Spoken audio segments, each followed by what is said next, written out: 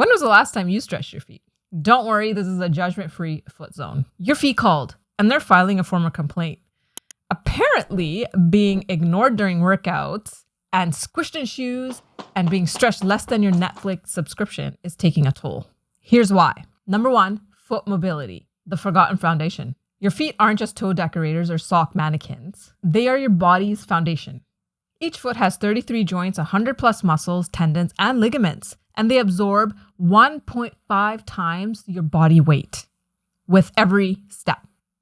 That's like carrying your ex's emotional baggage 10,000 times a day. Science says reduced foot and ankle mobility contributes to poor balance, knee pain, and altered gait patterns. Number 2, tight feet equal tight everything. Foot dysfunction doesn't stay in the foot. It creeps up like a bad smell. Think shin splints, knee pain, hip tightness, and even lower back issues. According to a real study done by the Journal of Orthopedic and Sports Physical Therapy in 2013, restrictions in ankle dorsiflexion lead to compensations in knee and lumbar mechanics. It's no secret. Your feet need to be nurtured. It's kind of like a bad group chat. One person ruins everything. Number 3, the feet longevity link. Seriously. Leg strength equals longevity. Yes, seriously. Get this. A study in gerontology found that toe strength and foot mobility are predictors of balance and fall risk in older adults. That's science talk for healthy feet, flexible feet help you stay upright and alive longer. Reduced foot strength and mobility are significantly correlated with fall risk in aging populations. Translation, tight hips equals more hospital bills. According to a study in the BMJ, British Medical Journal, lower limb strength in middle age predicts survival better than blood pressure, cholesterol, or even VO2 max. Translation, strong legs equals longer life. So basically, squatting more and doing all of these mobility foot exercises might outlive your aunt's famous green juice. Number 4, want to run faster? Start with your feet. Pro athletes roll out their feet more than their biceps. Why? Because foot stiffness equals poor shock absorption and lost energy return. It's like sprinting with cinder blocks strapped to your soles. Here's a verified fact. Limited foot mobility impairs lower extremity power and affects running mechanics. It's from your Sport and Health magazine in 2015. We always love jacking up our biceps. Don't neglect your toes. So what should you do? Well, you need to fix it with a few simple moves. And here I've included a follow-along video, step-by-step process of what exercises that you can do. You can do this in the morning. You can do some of these exercises after your workouts. But the trick is you need to be doing something every single day. To remember, mobility is the fountain of youth. I mean, who wants to grunt every time they bend down to tie their shoelaces? So number 1, you're going to start with your mobility. Mobility on all fours. This is going to keep yourself warm. It's going to warm up your joints, especially your hips, your knees, and your feet. You can do some standing mobility and you can do some bent over on all fours mobility.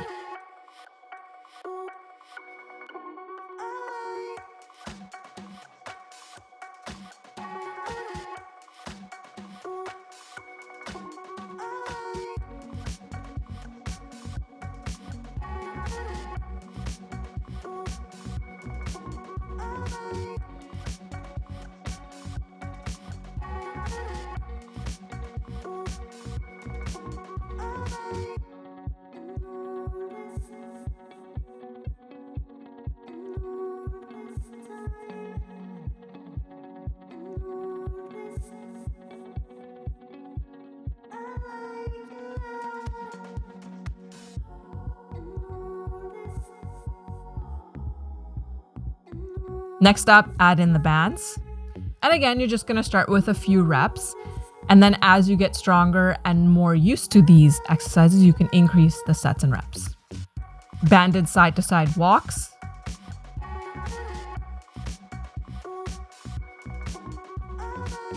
So we got some seated ankle band, flexion and extension.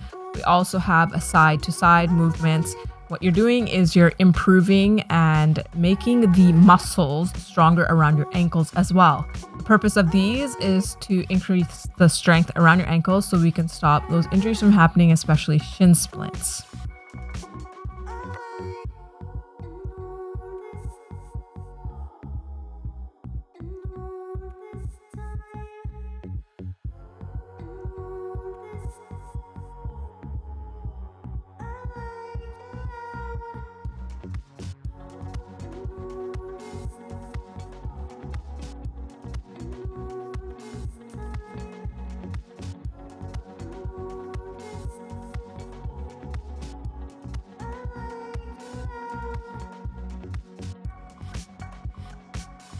A lacrosse ball foot roll. It feels like foot torture until you feel like a ninja again. We're rolling out the shin as well. Take it all up and down your sore spots. Be careful. Even on the inner shin.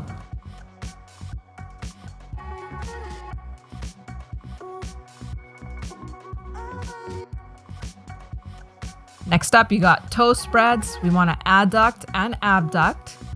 You can do this without anything in between your toes to start with, and then you want to add something in your toes and you want to squeeze, creating resistance.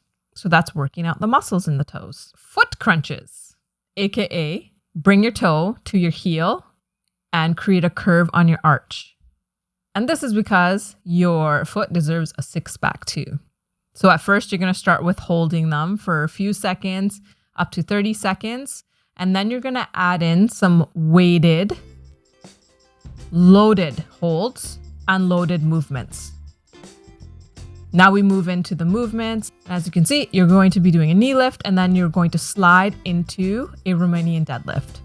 What this is doing is it's forcing you to actually balance at the same time, putting more pressure on those foot intrinsic muscles. Why? Because your toes haven't moved since high school or since grade school. Let them breathe. So these movements are improving your proprioception, which is your body's sense of position balance, and it's helping you reduce injury. As you get better with just the holds and just doing all these movements without weights, you can add in kettlebells, pistol squat. This is alternative pistol squat. It's more like just dropping your heel down to the ground from some small height, and you're just going to touch and lift up again. Again, focusing on squeezing your abs, using your core, squeeze your glutes.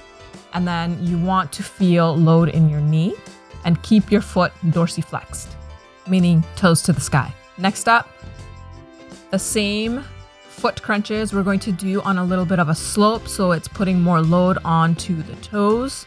So the toes of the feet on the bottom of the feet towards the front. And we're going to load it and hold.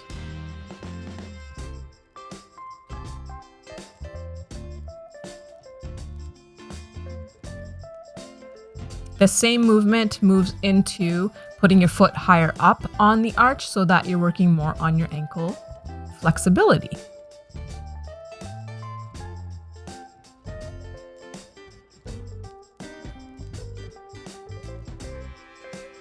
So with a band as well, you can do the banded marches. And then I'm going to add in a kettlebell. It's important to focus on you lifting with your hip and not driving your knee forward. So you want to lift up with your hip, tuck in your pelvis and squeeze your abs while you're doing all of these exercises so that you're engaging your core.